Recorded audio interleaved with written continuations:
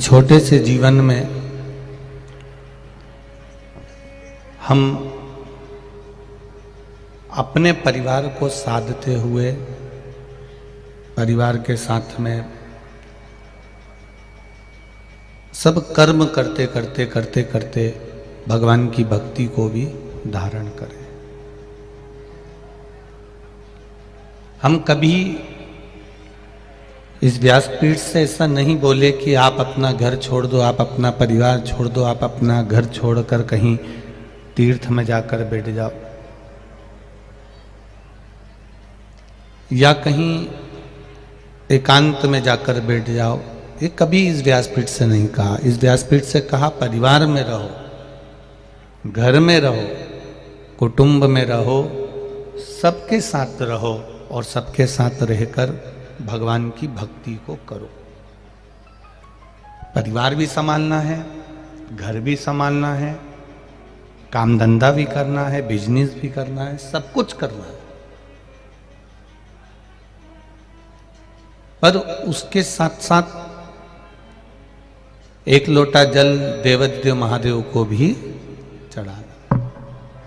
सब चीज करते करते, कार्य करते करते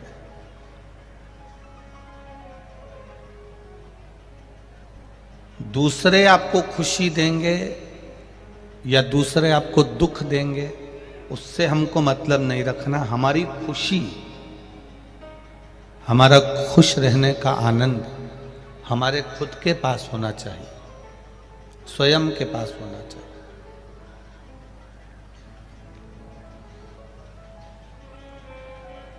अपने लाइट का खटका, तो लाइट का जो खटका होता है ऑन ऑफ होता है, लाइट जलती है बंद होती है, पंखा चालू होता है बंद होता है।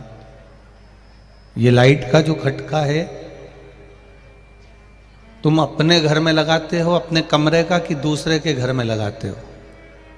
अपने कमरे का खटका अपने कमरे में होना चाहिए।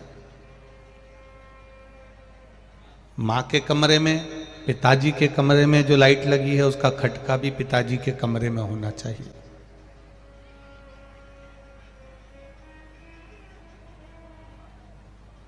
अपने कमरे का खटका, स्विच खटका अपने कमरे में हो।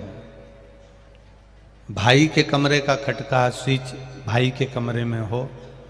क्योंकि अगर हमने अपना स्विच, अपना खटका पिताजी के कमरे में लगा दिया या पिताजी के कमरे का खटका अपने कमरे में लगा लिया तो उसका कोई लाभ नहीं होगा। जब उनको चालू करना है तब वो चालू कर लें, जब उनको बंद करना है वो बंद कर लें। दूसरे पर आश्रित नहीं होना कि वो लाइट चालू करेंगे या वो लाइट बंद करेंगे या वो पंखा चालू करेंगे या वो पंखा बंद करेंगे। ऐसी आश्रितता हमको नहीं चाहिए। अपना कमरे का खटका अपने पास होना चाहिए कि अपन बंद कर दिया, अपन चालू कर दिया। उसी तरह इस मनुष्य देह में खुश रहने का खटका, ये आत्मा, ये मन भगवान ने आपको दिया है। आप स्वयं अपने आप में खुश रह सकते हैं, अपने आप में आनंदित रह सकते हैं। दूसरा आपको खुश नहीं कर सकता।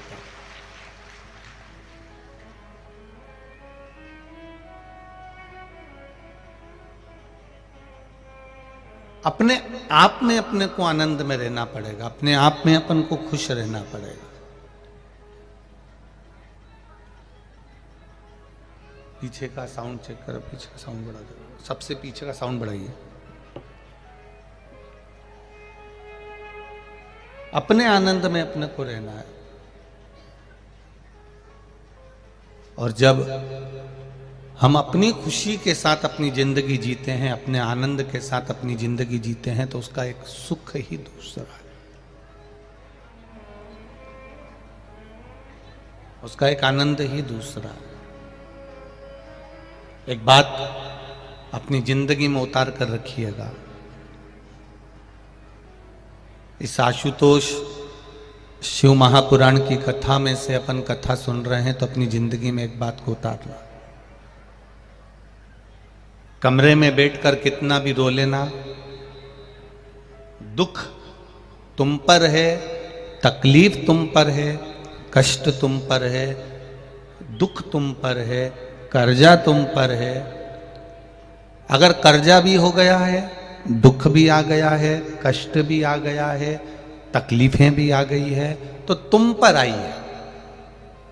अपने मकान में, अपने कमरे में, अपने घर में कितना भी रो लेना, पर दरवाजे पर कोई आए, बेल बजाए, दरवाजा बजाए, जब दरवाजा खोलने के लिए जाओ तब उसके सामने रोकर मत जाना, प्रसन्न होकर जाना। अगर रोते हुए दिख गए तो वो तुम्हारी जिंदगी का फायदा उठाना प्रारंभ कर देगा।